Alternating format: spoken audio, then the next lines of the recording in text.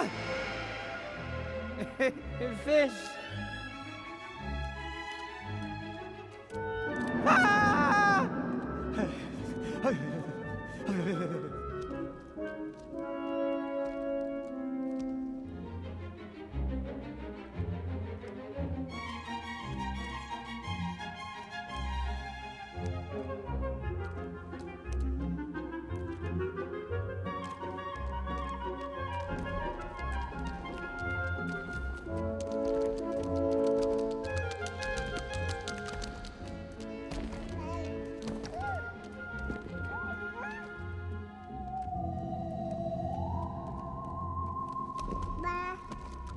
Will you?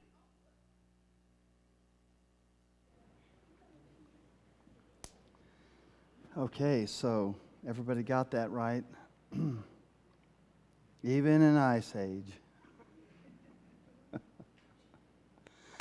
All right, so I'm gonna start you guys off. Actually, let's pray first, and then we'll head into this. Lord, we just thank you for your presence. We thank you for speaking to us. We look to you to guide and to lead us at this time, at this moment. Father, we need you. We need the Spirit of truth here. Lord, I pray that there'd be a real openness in hearts and minds tonight. We pray it in Jesus' name. Amen. Would somebody check on the hall? There's people in the hall doing things. I just want to make sure that that's kosher, what's going on out there. The problem with being here is I see everything all the way down to the end of the building. Sometimes I hear everything. So let's. I'm going to start you off with a bit of a riddle. So the riddle is, see these two rocks? I probably just left the camera. Yes? Anybody want to hold them? Show us your muscles? There's always a volunteer. All right, we got a volunteer. You think you can hold these? I don't want you to... In one hand each? Are you sure? Yeah. All right, let's see that. Easy. Literally easy. Wow, I'm impressed. Okay. It's literally not that hard. It's... Well, I feel very weak. All right, so the riddle of the rocks. Here's the question about these two rocks. Now, I'll let you think about it. I'm not going to give you the answer right now. What can you tell about the water that left these two rocks in the stream bed? In the stream bed. All right, so these two rocks, just to give you a little information, they're both the same exact rock type. And they're both from the same stream bed, and they're not that far apart from each other when I found them. So anyway, think about it, and then maybe later we can speculate, or next week, maybe. I don't know, sometimes people just can't stand it. So what conditions were the same and what conditions were different based on what you see about these two rocks? That's the question. And Marcus, can you go ahead and turn up those lights a bit more for me so I can see everybody a little better? Thank you. All right, so just to review, we've covered a lot of ground. We looked at intelligent design on week 1. We're in week 5 in case there's those here that don't know that you're walking into a 6-week series. We're in part 5. We looked at intelligent design. If the facts of science, if the evidence leads us to a designer, why wouldn't we let it take us there? We looked at part 2, the fossil record. There were 3 big problems with the fossil record as far as whether or not the fossil record supports Darwinism or Darwinian evolution. The first was the abrupt appearance of trees, fish, reptiles, and mammals, and other types of fossils that had no predecessor. They had no transitional fossils leading up to them. They just suddenly appear, fully formed, fully developed, and complex. The second one was the missing transitional forms, and we talked about the prediction of what evolution should give us. In other words, it shouldn't be that they're scrounging to find one. You know how they say, well, we found this weird fossil, so this is a missing link. that's not enough. The prediction that Darwin made and the prediction of the evolutionary model is that we should be seeing transitional forms everywhere, all up and down the fossil record. But the fact that they are so excited when they find an odd creature that they think might actually look to be a transitional fossil is telling in itself. It means that the evidence is not there. The prediction it fails. And we spent a lot of time on that, trying to explain it and get the concept across. Number 3 is the problem with out-of-place fossils. I was talking to a geologist the other day that did not know that these series that we hear thrown at us all the time, whether it's the bird, the whale, the camel, the horse, the man series, all these series that supposedly demonstrate evolution as some sort of a closed deal.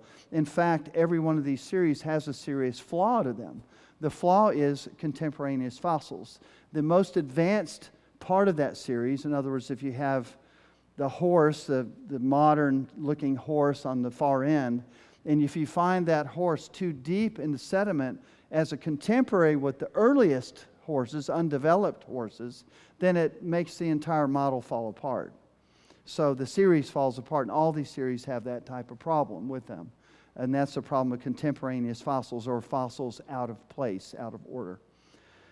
Next, we looked at mutations and natural selection. We looked at biology, the field of biology and physics. We looked at the principle of entropy and how it applies even within the realm of biology, in the sense that mutations and natural selection, which are the only source of new information for the progression of evolution, are actually a complete failure. They have no ability to really bring complexity to biologic systems because they are a form of entropy. Mutations in natural selection break down they actually are destroying and destructive and not beneficial to the species in which they occur. And we all know that. Nobody here wants to be exposed to radiation, and nobody here wants to be exposed or have mutations, and nobody rejoices when their kid has 6 toes.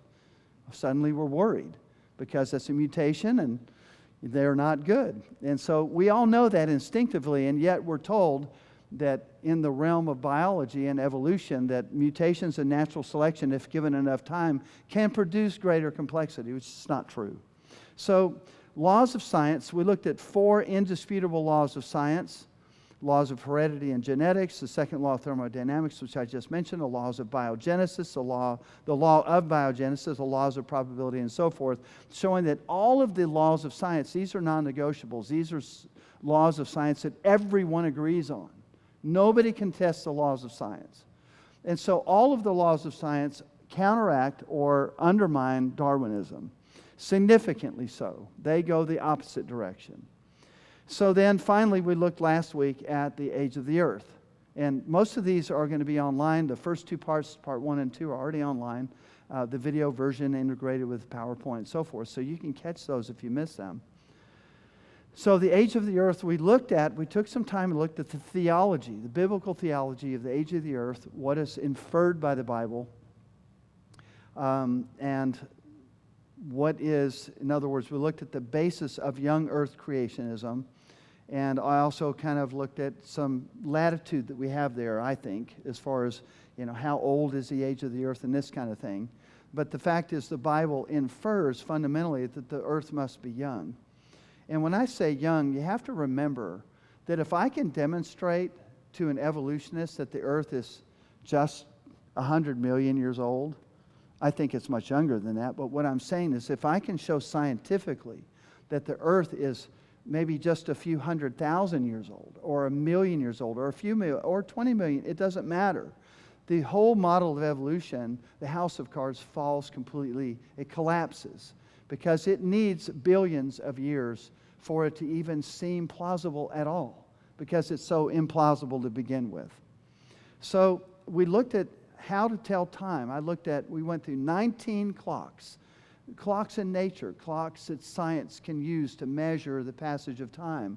We went through 19 different clocks that indicate, in every case, a much younger Earth relative to what we're told the Earth is, 4.5 to 5 billion years old. So how to tell time, and then the other area we looked at was Anyway, so let's look at a statement that I made last week concerning the age of the earth. If God actually did create by His Word the earth and all its living things and man as the pinnacle of His creation in 6 actual days, and He wanted to convey to us that He had actually done it this way, like in the Scripture, as a matter of record, how would He have described it? What words would He have chosen? How would He have said it? What words would He have chosen to make it clear to us? This is how I did it. What would this narrative have looked like? And what I'm proposing to you all tonight is that the words that God would have used are exactly what we see in the Bible. And what we see throughout the Bible is that Jesus was Himself a young earth creationist. So was Paul. So were the prophets throughout the Bible. It's not just looking at Genesis 1 as Genesis 1 of some sort of a fancy poem. That's not enough to excuse this whole concept of a inferred young earth. All of them, from beginning to end, inferred a young earth. And so we went through many, many scriptures. So what I want to look at now is one last aspect about time. When we look at time and science and so forth, and one of the things that people kind of struggle with is starlight. And so they'll look at starlight and they'll say, well, the universe is, billions of light years across. What does that mean? It means, that means that for light to travel from one end of the universe to the other, as if we know exactly where the edge is. So if for light to travel, say, if you say something is 100,000 light years away, what that means is that at the speed of light, it takes it 100,000 years to travel it. Okay, so the question is, how is that, what is the implication on the age of the earth and God's creation of the universe? How could the earth be young? Even if you said a few, tens of thousands of years old, or you said 100,000 years old, doesn't matter. When you say, it took for the light to reach the earth, it must have taken 1 billion years. It must have taken 100 million years. It must have taken, depending on how many light years away it is. And so this has created sometimes a dilemma for some folks because they look at it and go, gosh, that's a pretty reliable measure. The speed of light is pretty unbendable. And so the Big Bang Theory, and I'm going to kind of frame this in, which is a kind of an evolutionary dogma, is the Big Bang somehow magically something came from nothing. And but the idea of the Big Bang Theory is the universe is fairly static. In other words, that it's fairly populated, it's full. In other words, it's almost like it's eternal in nature. It doesn't have any end to it. It's just the whole thing is just there. And so the universe is edgeless and centerless. So uniformly populated and infinite in nature. That's essentially the concept that you see today. I'm sure there's people that are deviating from that, and a lot of scientists are probably deviating from that because it doesn't fit a lot of the measurable, observable science. A typical spiral galaxy, for instance, which you see in this picture are many spiral galaxies, is 60 million light years away. That means for light in those spiral galaxies to get to us had to travel through space for 60 million years for us to even see it. So then how did God create the universe or the earth and so forth if it took that long for light to get to us? And so creationists over the years have tried to address this, and it's been a kind of one of those difficult, kind of awkward things. But the problem was we needed to apply Einstein's theory of relativity to this whole equation. E equals mc squared. I mean, honestly, that's where the answer is. And it's really a remarkable answer when you look at it. So how is that? And so creationists would try to explain this, and they would say, well, the reason that it's the appearance of age. Adam was created. He looked like he was 30 years old, but we know that he was created right then, right? And so he was created with the appearance of age. And so the idea was, well, the universe was also created with the appearance of age. I never liked that answer. So the light was created, I guess, midstream, or whatever. I never liked that, but a PhD scientist came along, a creationist. Actually, he began as an atheist and was converted as a young adult and began to research all of this and look at it with fresh new eyes. And his name's Russell Humphreys. He got his BS. I'm going to just relate this to you so you know that when I talk about BS as Bachelor of Science, I know. Okay, but I want to relate his educational background because a lot of people, when I relate these concepts, you're like, well, who's he think he is? So I'll tell you who he thinks he is. Okay, so he has a Bachelor of Science in Physics from Duke University. He has a PhD in Physics from Louisiana State University. He got that in 1972. Also has a PhD dissertation in cosmic rays and ultra-high energy nucleon interactions. And so all you physics people, you know exactly what I'm talking about. So he's well known as a researcher and so forth. Well, he became a creationist. He became a creation scientist. And so what he did is he began to apply the laws of physics, the laws of Einstein's theory of relativity to the universe, to the cosmos. And so one of the things that they observed was a particular slowdown of 4 spacecraft that we sent out. The Pioneer 10, 11, the Ulysses, and the Galileo. When they were progressing through the solar system, they noticed there was an observable slowing down of the spacecraft as they moved away from the Earth. And so what this means is, in other words, so when you think of the observable universe, what we can see with a high-powered telescope, the most high-powered telescope, is actually many, many billions of light years across from edge to edge, if you could even know where the edges are. So 1 light year is 6 billion miles, by the way. I know you wanted to know that. 1 light year, 6 trillion miles. Whew, that's really far. I told Jeanette we just traveled to San Antonio. I was looking at the miles, 160 miles to our location. And we're talking about, light, and a year it goes 1 trillion miles, 6 trillion miles. So one of the concepts, and you see it in Isaiah, it's interesting, was the idea of the stretching of the universe, its stretching effect. Do you not know, the scripture says, Isaiah 40, have you not heard, has it not been declared to you from the beginning, have you not understood from the foundations of the earth?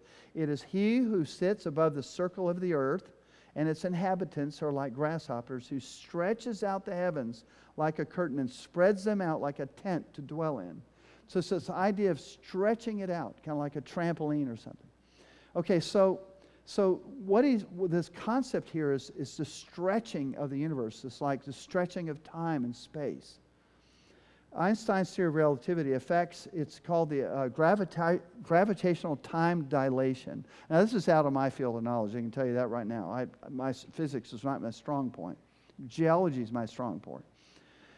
Okay, so the idea of gravitational time dilation, this is theorized by Dr. Humphreys, is that gravity distorts time. This is observable. You can take an atomic clock and move it to a higher altitude, and it will begin to affect its time, even in milliseconds. But it does affect its time, and this is a well-known fact. And so if you then multiply that to billions, all of a sudden time itself begins to be stretched. It's like, now some of you are thinking, time travel. No, not exactly. Okay. So the clocks on the top and bottom of skyscrapers they'll be different. So, and it's because of this gravitational effect on time.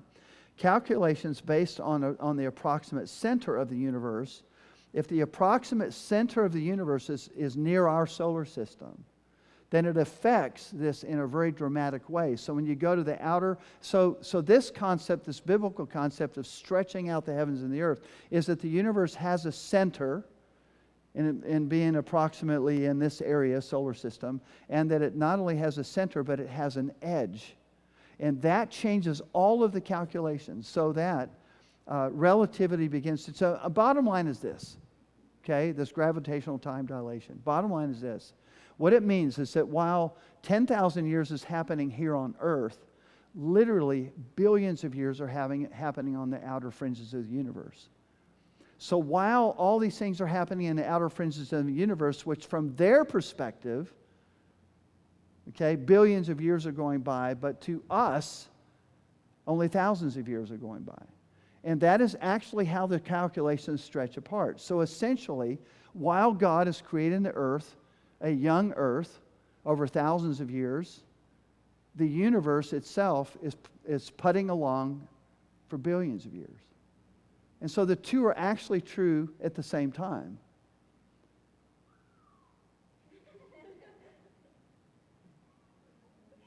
I think it's pretty cool. It's awesome. So anyway, let's move on to geology, an area where I'm more comfortable. All right, flood geology. So did you notice the special fossil I found there on the left? Did you notice something profound about that?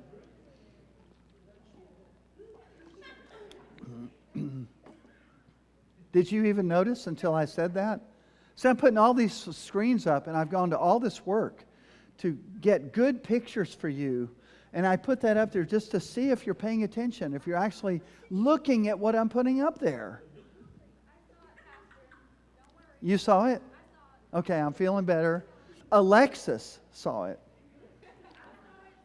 Now she tells us it's Alexis. Okay.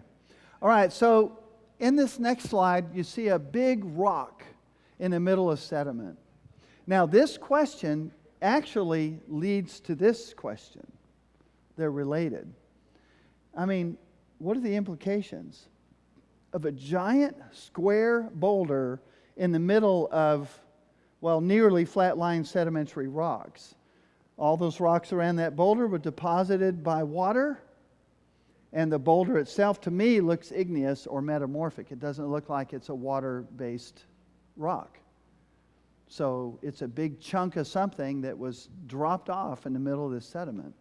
Isn't that interesting? And then the picture on the bottom left is something you see often. You see it through Texas, you can see it through New Mexico, you can see it all over the world. It's alluvium. It's just loose rock and gravel and cobbles and boulders that fill in stream beds, and when you drive through the bottom of a stream bed, often you can see this type of debris. So all of that has something to do with this, right? Okay, so I'm going to explain to you now another concept. It's very important because it's actually a Bible concept. It's one of the basic concepts I was taught in geology. It's like the first class you take in geology. How many of you actually have taken a geology class? Can I see your hands? At least one. Raise them higher. Okay, 10, 12 people. All right. You poor people. Okay. All right, so does anybody here remember what uniformitarianism is? Now see, you need to memorize this word because you throw some of these words around and it makes you look smarter. So I'm just curious, all of you geology students, there's a whole bunch of you, do you actually remember what uniformitarianism is? I'm not going to make you define it, but I'm just curious if you can raise your hand if you remember. You remember talking about it? You remember? Oh, you're pretty excited. Did you look it up? Okay. Well, the phrase that's used with uniformitarianism, they would say, well, the present is the key to the past. Now you went, oh, yeah, I think I remember that. Okay, so the idea is, you see it on the left-hand side of the screen, A and B. The idea is, well, you see ripple marks at the beach, and then you see ripple marks in the fossil record. And so that gives you an idea of how those ripple marks got there because we can see them in modern times. And so they would say, well, then based on that, and in some ways it's kind of a logical sequence of thought, is that you take that contemporary ripple mark and apply it to the fossil record, and it gives you some meaning to it. But the uniformitarianism is like a philosophy. They take that to such an extent that they believe that when you look at the natural processes today, which are very slow moving, we have hurricanes come once in a while, or a flood rise, or a river, but we don't see radical deposition. We don't see radical geology taking place today unless there's a volcano or something, and those aren't very frequent. And so the idea is that, well, in the past, when you look at the rock record, it would be a lot like what you see today, kind of a relatively passive environment with lots of different ecosystems, and that the rocks themselves, they would represent many millions of years. So if you see, 100 feet of strata, it would represent many, many tens of thousands of years of deposition. Okay? And so they would say that based on uniformitarianism. Now, the other model of viewing the rock history is catastrophism. I sometimes say catastrophism, but catastrophism is the other way of looking at the rock record. And what we would say, and I'm a catastrophist, I would look at the rock record and I say, what I see, I don't see a passive environment. In fact, what I see is nothing even remotely similar to what we see today. What I see when I look at the rock record is disaster after disaster after disaster. And I see huge global extinction events where creatures just cease to exist after a certain point in the rock record. Suddenly they disappear. Whole assemblages of creatures, like the dinosaurs, for instance, disappearing at the 65 million year mark is where they would call that the great nonconformity. So the other word for uniformitarianism is gradualism. Present is key to the past. So now when you take that geology course, you can make an A. So here's where it is in the Bible. Uniformitarianism or gradualism is actually in the Bible. Listen to this. 2 Peter chapter 3 says, knowing this first, that scoffers will come in the last days, walking according to their own lusts, and saying, where is the promise of his coming? For since the fathers fell asleep, all things continue as they were from the beginning of creation. For this they willfully forget. Say willfully forget. For this they willfully forget, that by the word of God the heavens were of old, and the earth standing out of water and in the water, by which the world that then existed perished, being flooded with water. But the heavens and earth, which are now preserved by the same word, are reserved for fire until the day of judgment and the perdition of ungodly men. Wow. Another phrase or another version of that scripture talks about the world that once was. The world that once existed. Genesis 6, all the way back to the beginning of the Bible, soon after the beginning, but many years, generations have gone by in that 6 chapters. It said, then the Lord saw that the wickedness of man was great in the earth, and that every intent of the thoughts of his heart was only evil continually. And the Lord was sorry that he'd made man on the earth, and he was grieved in his heart. So the Lord said, I will destroy man, whom I have created from the face of the earth, both man and beast. Now that is surely one of the saddest passages in the entire Bible. If you look at it just in its face value, you have to step back and go, something's gone horribly wrong. God is expressing sadness that's beyond comprehension. He's saying, to such an extent, it's not his fault. In other words, man, as free moral agents, has rebelled against his kingdom and has broken his heart. And God, as a containment measure, is having to take drastic actions to contain the cancer of sin, which is spread hopelessly among generations of people.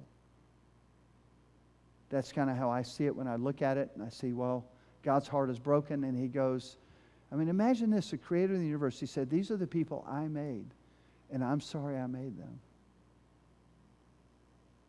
A lot of people don't like that theology. They'll explain it away and say, well, he didn't mean that. It's an anthropomorphism or whatever. But there's nothing in the context that says this is symbolic or metaphorical language. God is expressing something very deep and intimate in his heart, that something has gone very tragically wrong in the universe. And you've probably caught the gradualism in the first verse in 2 Peter, right? It says everything, they say this, they're mockers, they're deceived, they willfully forget that God created the world, he destroyed the world, he judged the world. And he says, what do they say? He says, oh, things are going just like they always have. Nothing's any different, just gradualism, passivity, God's not intervening. There was no judgment. There was no catastrophe. There was no flood. There was no anything. People don't like the idea that God is a judge. They don't like the idea that he would judge the world. And they will accept any possible explanation for much of what we see in the fossil record, which is, I would say catastrophic, but catastrophic. So they will look at all of that and say, well, anything may be the cause of this except that God judged the earth in Noah's flood. So So what the truth of the matter is this, that when we walk around the earth, this is so important that we understand this. When you're driving to San Antonio, when you are traveling anywhere in the earth, that you are walking on top of, and we're building our cities and building our buildings on top of a giant graveyard. Underneath all of that is the world that once was.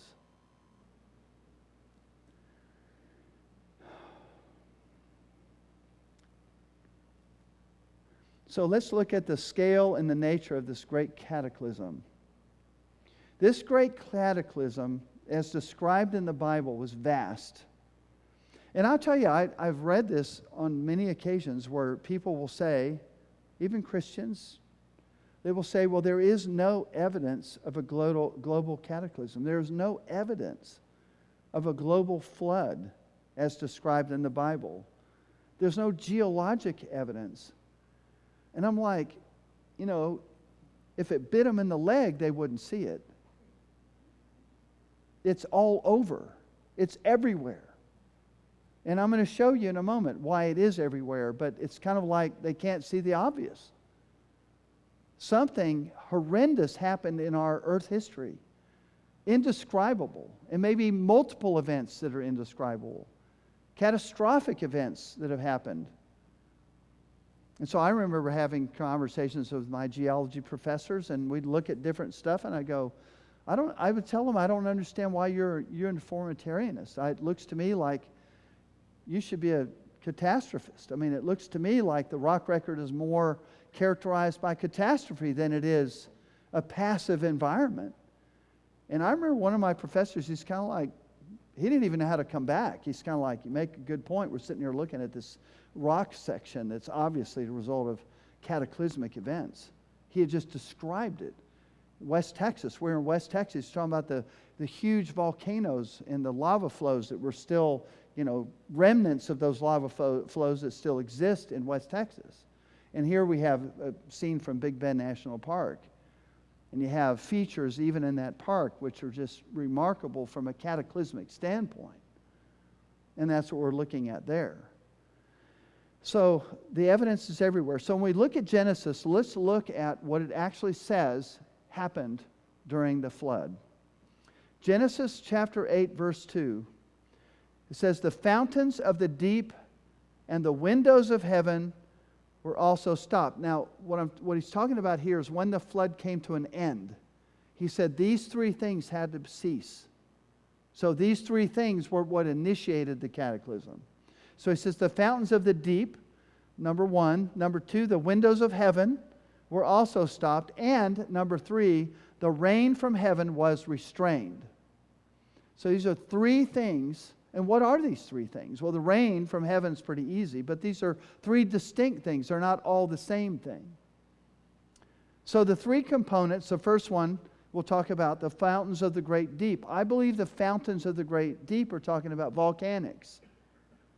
So there must have been many, many volcanoes that erupted, and just like we were describing in West Texas. And I remember my professor saying the volcanoes that we see in West Texas, Mount St. Helens looks like a tiny, tiny volcano compared to these ancient volcanoes that we see in West Texas. And for that matter, all over the world. So the fountains of the great deep are opened up. And I have a little video clip to me that expresses the idea of the cataclysmic nature of a volcano.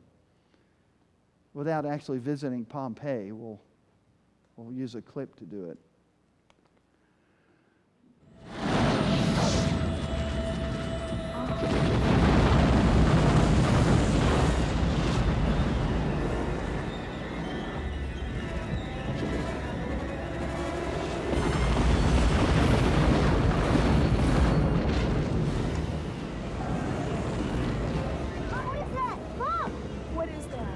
That is a pyroclastic cloud.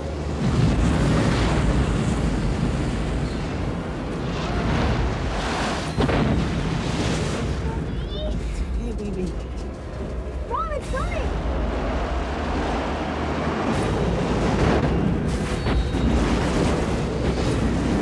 Mom! Oh, no. Don't back, kids. Don't look back.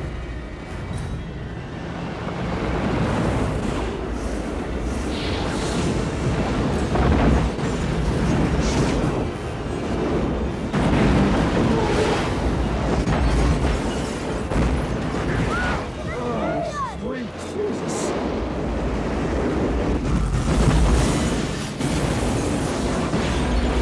Gotta love special effects.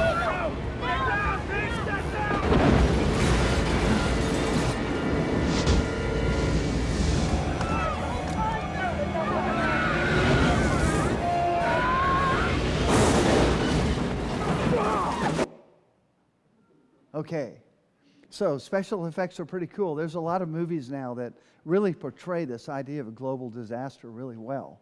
I think one was called 2012. They had all kinds of just giant cataclysmic events. And so, so that would be the fountains of the great deep. And then the second one was the windows of heaven. Is this meteoric? Is it asteroidic? Is it, what is it referring to? I think it's referring to things coming at us at the earth from outside of our atmosphere. So if we can run that clip real quick.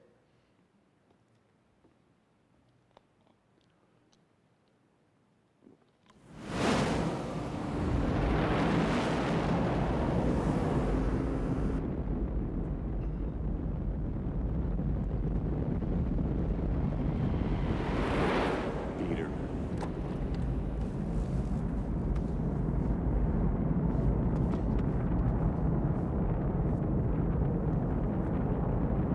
It's not good.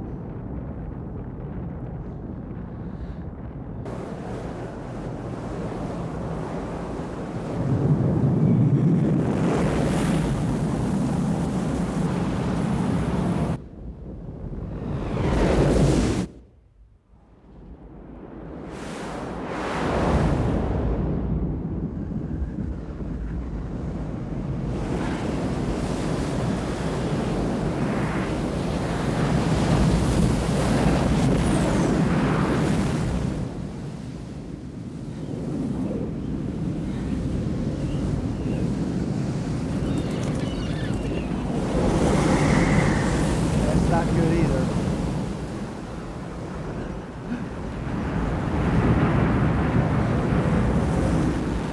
Daddy.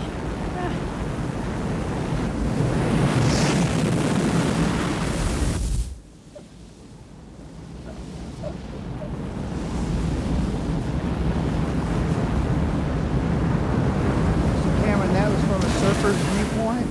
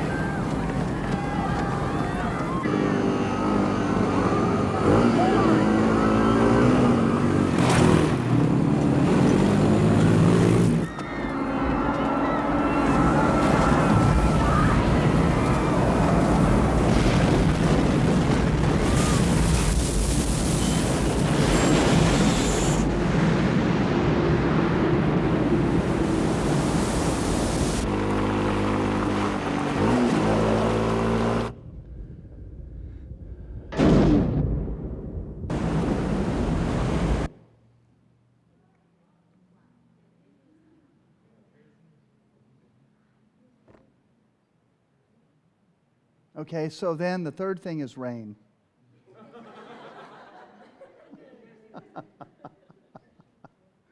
So when the Bible talks about this, I want you to get a picture of the cataclysm, of the scope of it, the violence of it.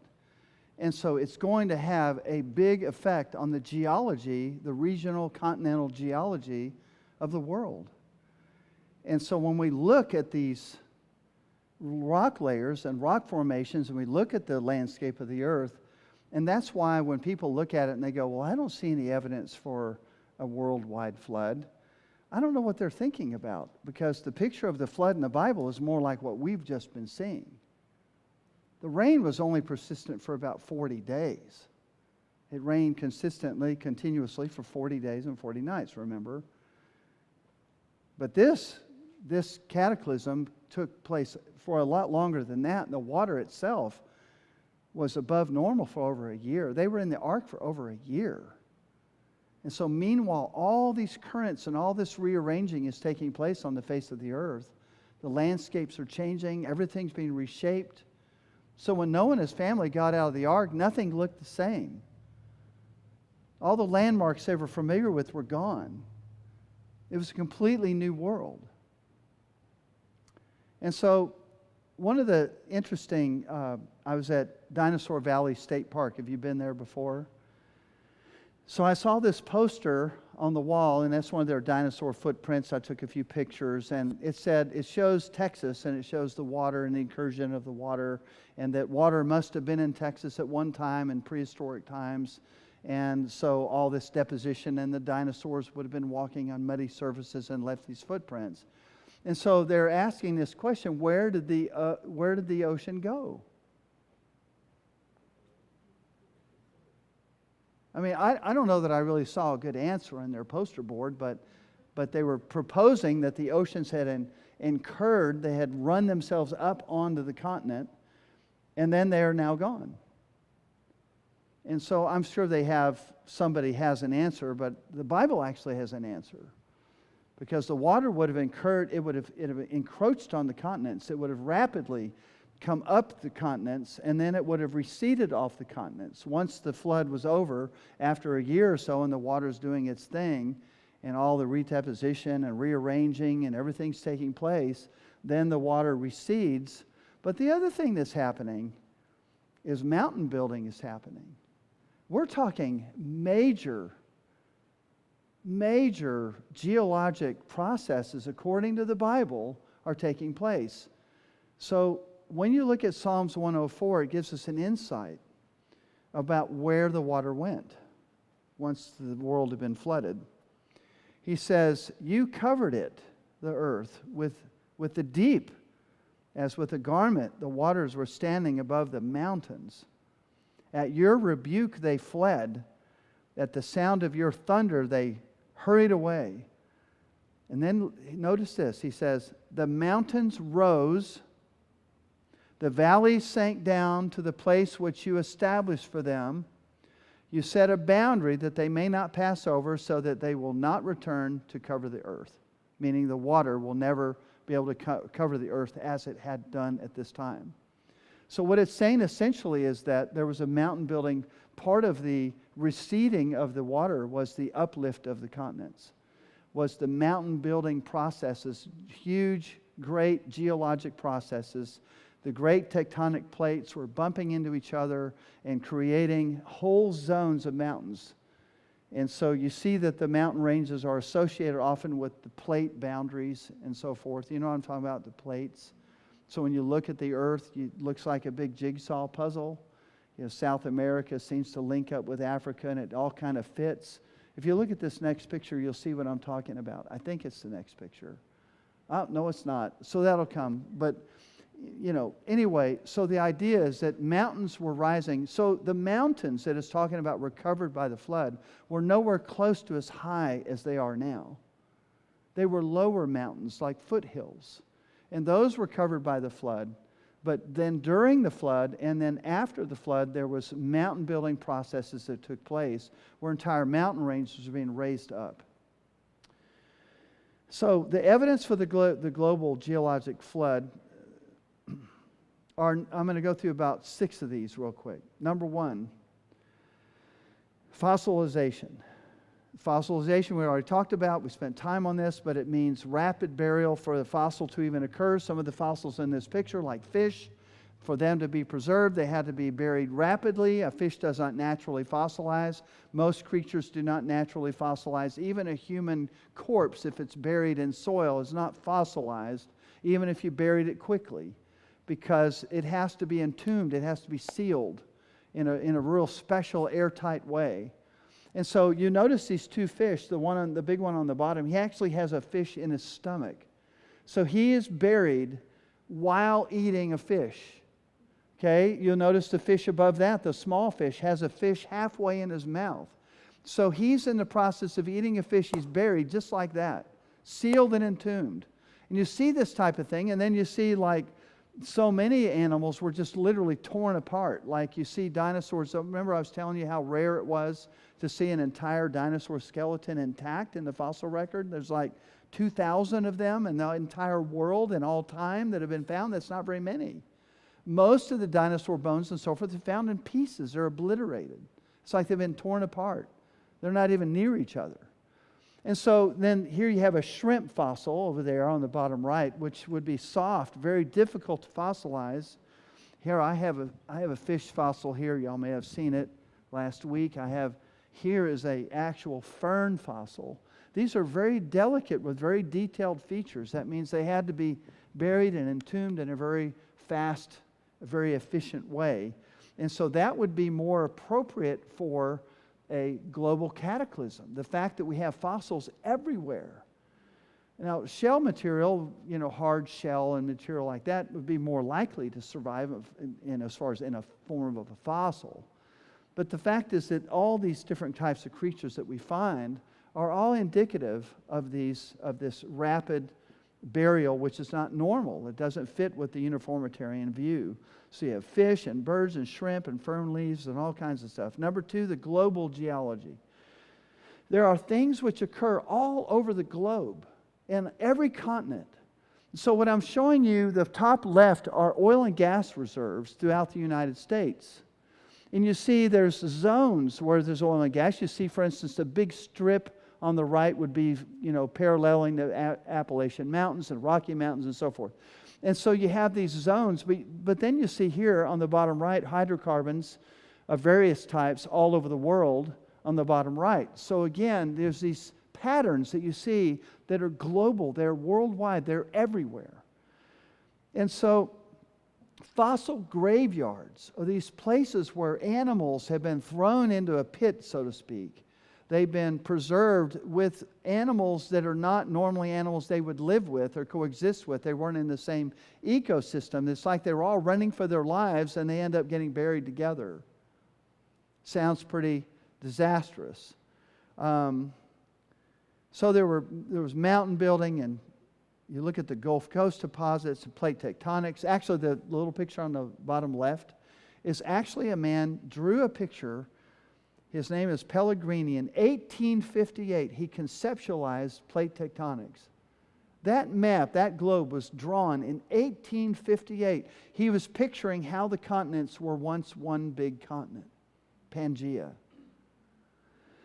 And so there's lots of discussion among creationists, but they think that very likely that the continents were broken apart to some extent by the cataclysm itself, and then continued to move apart after the cataclysm, and then slowed down eventually to where they just move very little bit now. Number 3, depositional plains, alluvial fans, and oversized canals. I know that you may not know what an alluvial fan is. But when we go to Big Bend, a lot of you will see off in the distance the Chisos Mountains coming up on the horizon.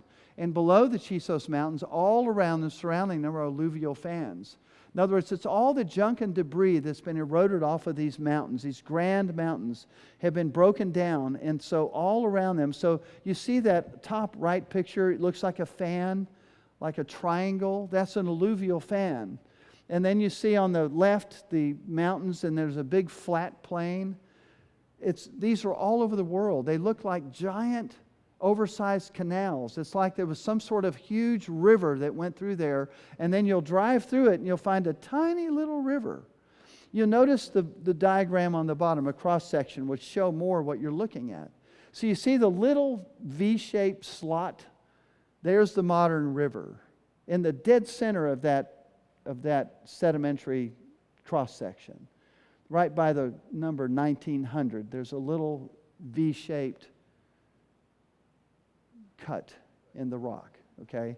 That would be like the modern river. But then you see all of these layers of rubble and deposits.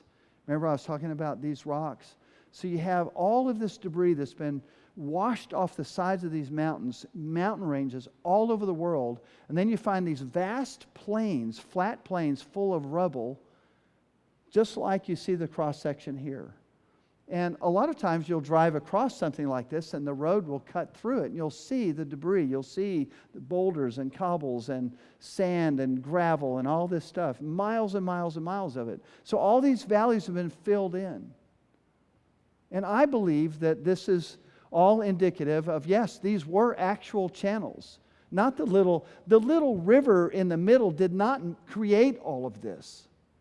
It was created as runoff, and some geologists would probably speculate, well, some of it is probably the melting of the ice caps and, ice age. The end of the ice age was more water and more drainage and this kind of thing. But that would not explain what we see all over the world in areas where there was no ice age. And so these are oversized canals. They were filled, and so what happened is during the Great Flood, when the water was finally beginning to come off of the continents, and that must have taken a while. It was literally draining off the continents, and as it did, it was depositing huge amounts of this sand and gravel and so forth. And off the Texas Gulf Coast, you see tens of thousands of feet of sediments and rock and debris and rubble. I remember asking one of my geology professors, how is it that there's 30,000 feet of gravel off the coast of the Gulf Coast, way out there? He says, how did that form? How did that happen? He said, well, it's turbidity currents. And that's just a dumb answer because he had no answer. It was all the result of a catastrophic event in which huge volumes of water were draining off the continent and depositing at a rapid rate all this material. So the next one is the nature of the stratigraphic column. And I know that sounds complicated already, right? But I'm going to explain this because the Grand Canyon is classic. So when you look at the Grand Canyon, and I didn't take this picture, but I have taken pictures like this there. What's striking about it, and I put this on Facebook, do you notice something extraordinary about these sediments? And it just begs for an answer. And none of the uniformitarian belief system works with this. It completely breaks down. Because what you see are regional layers of deposited rock, one on top of another like pancakes. Okay, so the theory from an evolutionary uniformitarian gradualism standpoint is that there was a layer laid down and then there was a long period, maybe 1 million years, where nothing much is happening. There's erosion, there's soil, there's animals, there's whatever, okay? There's all this history is taking place between these layers. So the layers themselves are not where necessarily all the time has gone by in depositing all this. The layers themselves don't necessarily take much time at all to deposit. The time is represented between the layers. And so why, if that's true, then why is there no irregularity from one layer to the next? I mean, why are they perfectly stacked one upon another? I mean, perfectly stacked. One layer. Listen, you can look at it right here. You can see just one layer after another. Look at the white one with the boundary, with the one above that. It's like that throughout the Grand Canyon. It's like that many places all over the world. And that's another global thing. But the fact is that it doesn't appear that any time took place at all, because what should you see? This doesn't take a rocket scientist. If you've had erosion, you've had life being lived, and you have things happening, you're going to have irregularity in the surface. Valleys cut, stream cuts, all kinds of stuff happening. But that's not what you see here. It's really, really strange. And I don't know if they ever talk about this in geology class. I don't think they do. I think they just give you the company line and you're supposed to just buy it and accept it. But it does not fit. And the best explanation that makes sense to me from a catastrophic geologist standpoint is that these layers were laid down rapidly and in a catastrophic environment, and it was representative of the flood. A global cataclysm. What we're actually seeing in the fossil record, when you look at the stratigraphic column, you see, well, fish appear here, mammals appear here, Dinosaurs disappear here. What you're actually seeing is the preservation of ecological zones, ecological zonation. It is not evolution. It doesn't even fit the evolutionary model. What it does fit is these ecosystems were the last to be inundated by the deluge. So bam, we got the dinosaurs. They were just, that entire ecosystem was at a certain level, maybe a certain altitude, maybe lower levels. Then you get up higher and higher and higher, you get to the mammals and so forth, and they're the last to be preserved, so they end up last in the rock record and so forth. These are ecosystems, not evolutionary progressions. So 5 indications, geology of the cataclysm or rates of deposition. That's what I was talking about when you look at those formations. What you have to understand, the definition of a formation is that it has a consistent, what we would say in geology, lithologic characteristics. In other words, if a formation, probably some of y'all may be getting a little bored, but I'm going to, here's a, okay, so here, this is a sample of a sandstone. Deep in the earth, it was actually, if it smells like oil anymore, I think it was oil bearing. But anyway, for this is a formation.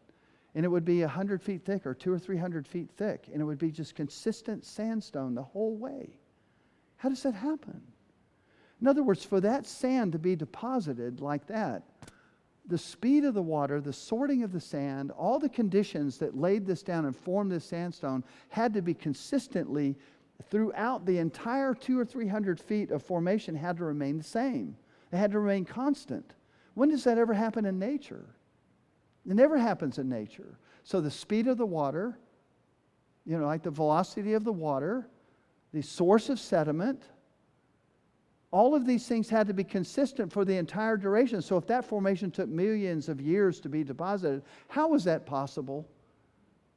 Nature never provides that type of consistency. It would be irregular. But if it happens in a short period of time, which I believe a lot of these formations were formed actually in a relatively short period of time, it makes a whole lot more sense. So I know that was probably getting a little more technical, so let me keep moving through this. Let's see, rates of deposition. I'm going to skip this video clip that I have. Basically, they're looking at Mount St. Helens. They're showing that 600 foot of strata from the volcano were deposited in a matter of less than a year, months, weeks, sometimes seconds, with very fine features and so forth, and canyons carved out. It's really pretty remarkable, but if y'all want to see it later, I can show it to you. But basically, it's a little bit longer. I'm going to try to keep moving here. So the third thing, now I'll get your attention again. Number 6 is flood legends. These are really amazing, guys, and they're legit. There are over 200 flood legends in all kinds of people groups all over the world. They all know about this flood. There was a great flood. They even call it that, the Great Flood. Even American Indian tribes will have this legend verbally passed down, generation after generation. To me, that's amazing. Cultures on every continent, flood legends, creation legends, Babel legends, including American and Canadian Indian tribes, the Eskimos, the Cherokee, the Navajo, the Caddo, the Pawnee, all have flood legends. Way over here in North America. Isn't that amazing? But the stories from the Bible are all the way in Israel, originating there, but yet we have the same legends. And many of these legends are very detailed. There's certain components that we would look for. In fact, I was in a museum in Canada a number of years ago in the Vancouver area. It's one of the big national museums that they have. And I went to this whole thing, and they had this display of Indian masks.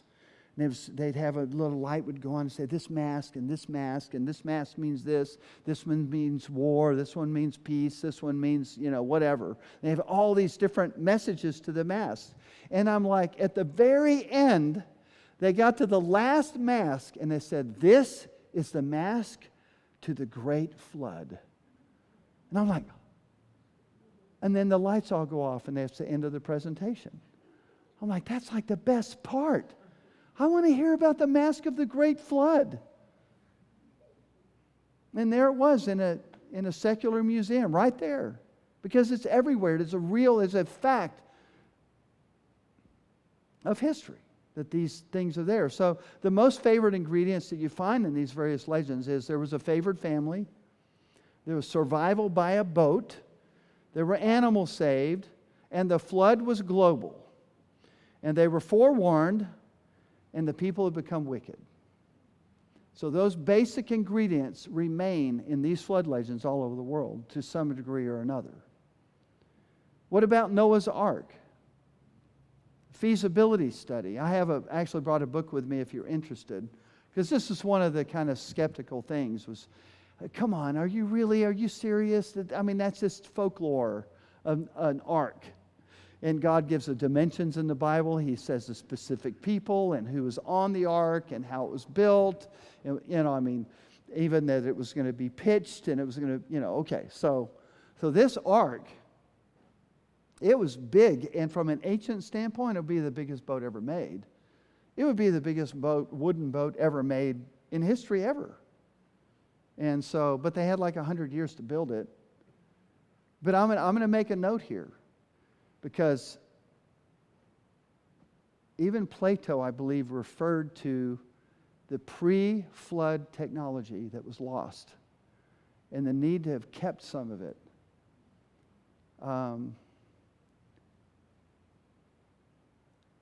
So civilization may have been more advanced than we realize prior to the flood, and we don't know how much they knew. But we knew at Babel there was a problem, that they were building something, and they aspired to be like God, and God had to frustrate that whole thing and again curtail and create limitations. So I find myself kind of curious what the pre-flood technology was. Plato referred to the great city of Atlantis that was destroyed in what? A great flood. They can keep looking for Atlantis all day long, but it may symbolize really the lost civilization, the world that once was. That would have happened thousands of years before Plato, but carried along as one of these legends. So I have a feasibility study there if you want to go through it and look at how many animals they would have had to have on the ark, and how much food they would have to have, and how they would manage the waste. They literally planned everything out. But one of the things that most people don't understand is that, remember the picture I showed you of dogs, all the different breeds of dogs? All they needed was one pair of wolves. From that, then you can create all the different types of variations in dogs. So the idea is that they were kinds of animals, not species of animals. And species can spin off over time as mutations kick in and so forth. Does that make sense? And so the number of animals actually needed for the ark to preserve kind of the essential life that was going to follow after the flood were not as many as you might think. And so the feasibility study goes through that. Amanda's looking through it right now. She wants to know. If we had to build an ark and we had to survive and the apocalypse was going to happen, how do we do it?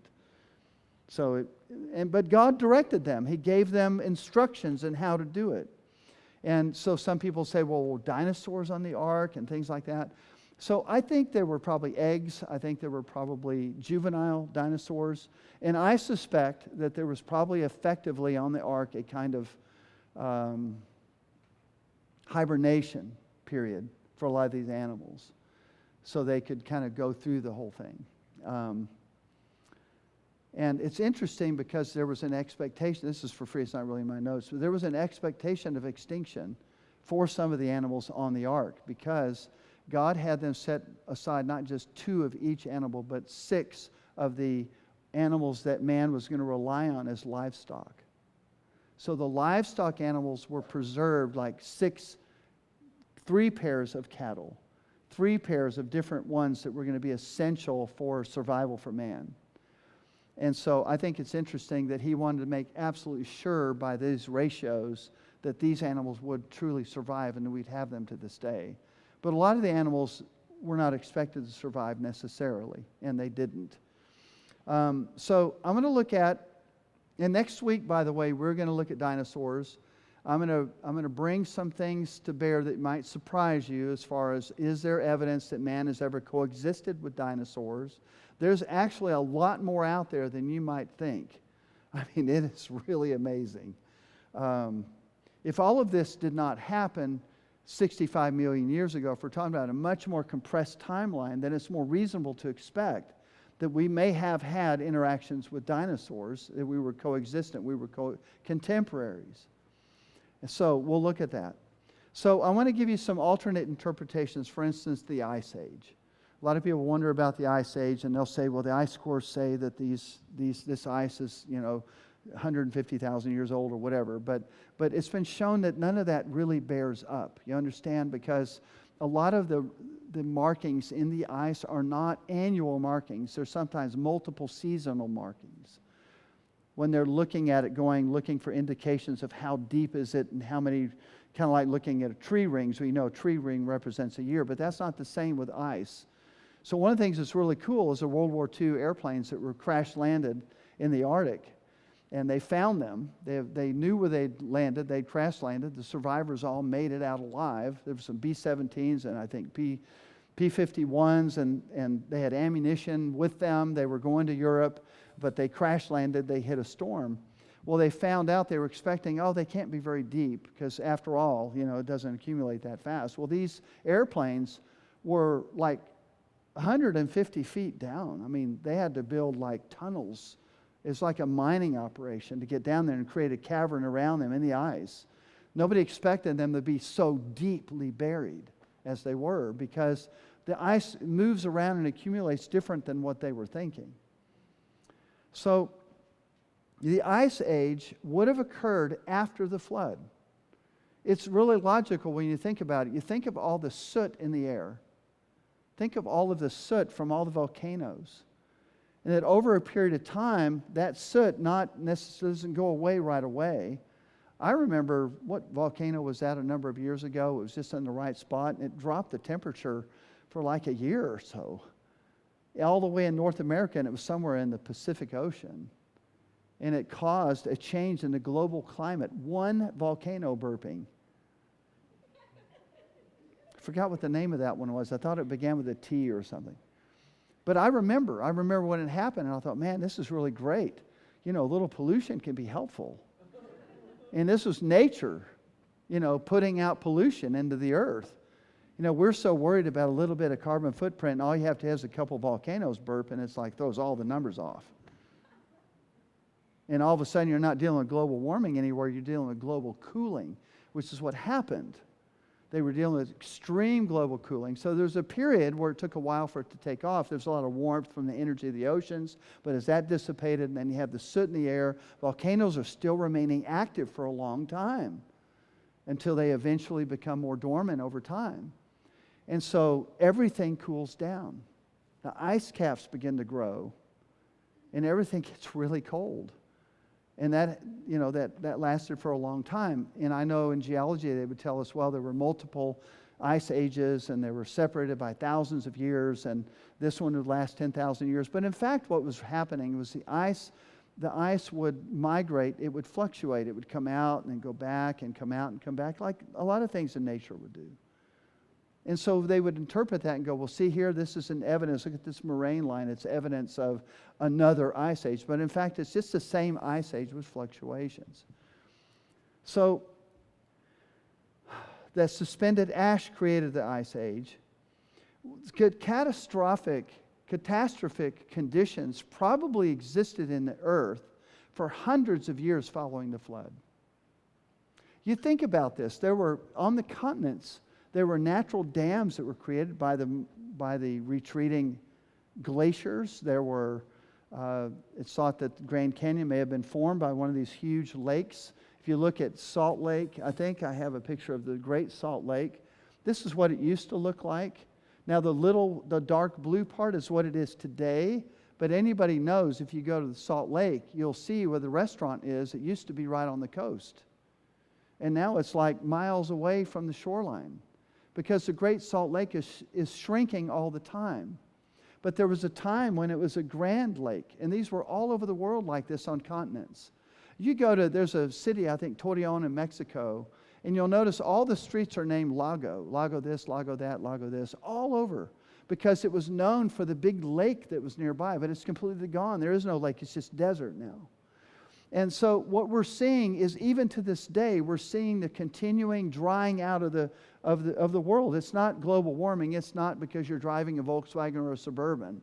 It's because this process has been happening for a long time.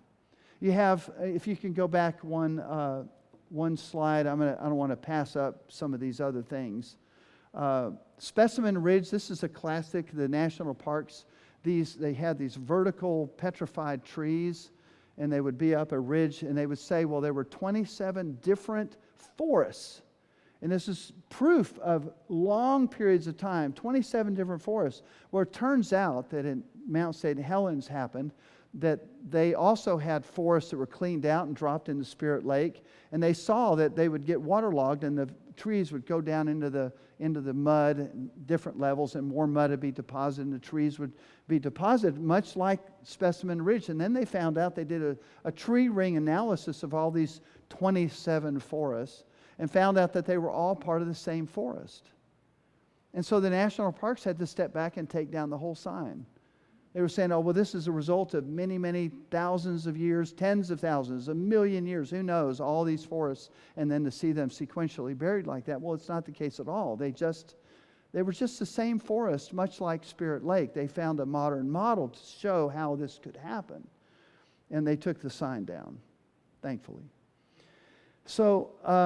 So there are these things that you see on a global scale that kind of make you wonder. The formation of the Grand Canyon, giant continental lakes. I was reading the other day about a huge flood that would have happened in China somewhere because of one of these continental lakes where the dam broke, natural dams. It would create just havoc and disaster. But it also can continue to create kind of dramatic geologic processes taking place long after the flood. Maybe 1,000, 2,000, 3,000 years after the flood. It's all winding down. Does that make sense? So I'm giving you kind of another way to look at what we see and what we've been taught. That there's another way to see it within the construct of the global flood of Noah. And Anasazi Indians are interesting. Anybody been to Colorado and the middle Four Corners area, and you see the ruins of anybody seen Anasazi? Did they ever tell you why they aren't there anymore or why they left? They don't know for sure, but it's probably just it dried up. You see the scriptures about Israel and how lush it was, and it just became desert. Now they've had to, relush it. But through artificial means, they've made Israel very beautiful in places by irrigation and technology and so forth. Just improvising, with modern techniques. But Israel was once the land of promise. It was fruitful and lush. And what I'm saying is it was that way all over the world, that things were lusher, things were richer, there was more water, there was more. So these desert areas were more lush. And it's because there was a winding down after the flood. So the Anasazi Indians, I think that's all that happened. I think it's just the same thing. It just dried out and they migrated. So anyway, I'm going to close with this scripture today. And it's Matthew 24, 38 through 39. So it says, for as in the days before the flood, they were eating and drinking, marrying and giving in marriage until the day that Noah entered the ark, and did not know until the ark came and took them all away, so also will be the coming of the Son of Man. Wow. So you see how the Bible consistently affirms these Old Testament stories. They're not just stories, they're not myths. So I'm trying to give you a framework of evidence so we can realize that the same God who acted in judgment on the earth so long ago is the same God who will once again judge the world. And there will be a time. For as in the days before the flood, they were eating and drinking, marrying and giving in marriage until the day that Noah entered the ark, and did not know until the flood came and took them all away, so also will be the coming of the Son of Man. So God will come back. But until he does, we will also we'll all die. We'll eventually face Him. We'll eventually face what is really there after, the other world after we die. We're all going to face that. So one way or the other, we will all face judgment, see. Can you stand with me? Can you all just bring me some keys right now? Just keys are all I think I'll need.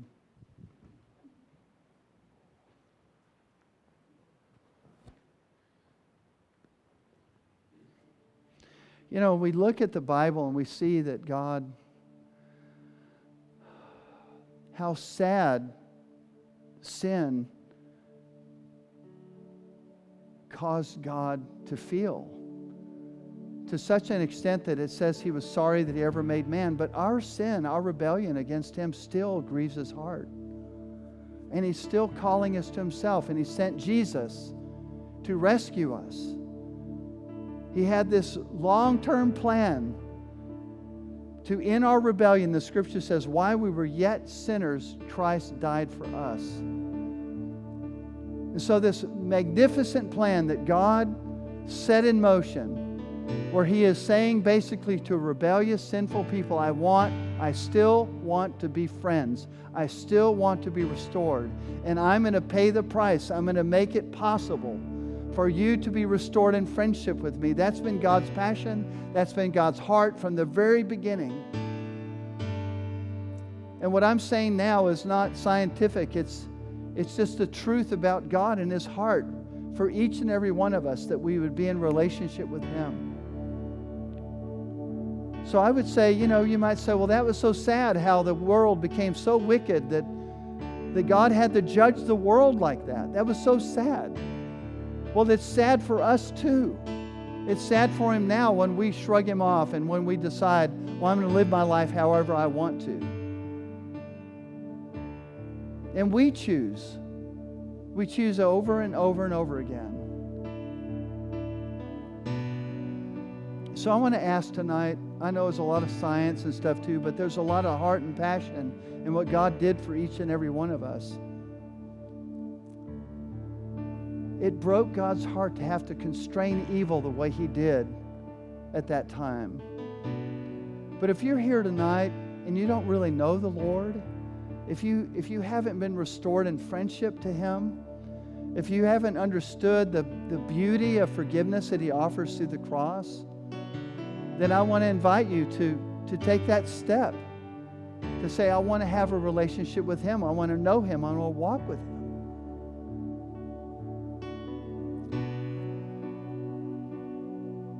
So I'm going to hang out, and we're going to have cake and ice cream, and we're going to have a bonfire too, right? So I'm going to be hanging out, but I want to encourage you that if you would like to, you're kind of sitting there hearing this and going, I think I really want to understand, how do I take that step? How do I take the first step to get right with God? And I'd love to kind of help you through that process. It's not necessarily hard at all. The hard part is the hardness of our own heart.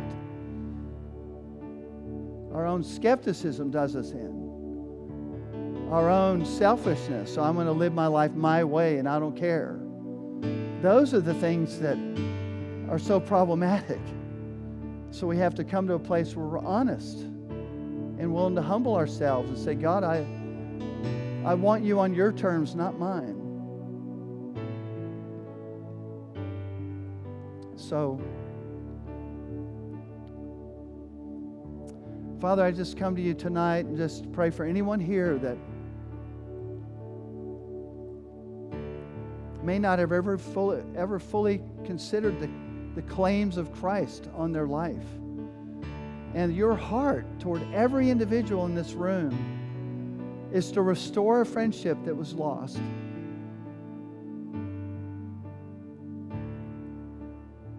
God, we just thank you for. It's kind of a strange thing to think that we're all the descendants of Noah and his family. Every one of us in this room, we're all the descendants of Noah.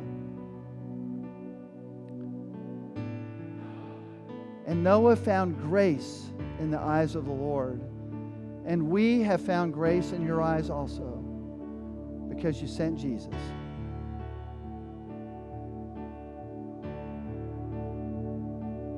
Thank you, Jesus. So anyway, just let's have a conversation. If you're out there and you're thinking, man, I need to get this right. Don't go wait at night. We'll have lots of cake. But that's not as important as getting this squared away, right? Thank you all for coming out again tonight. Good group. And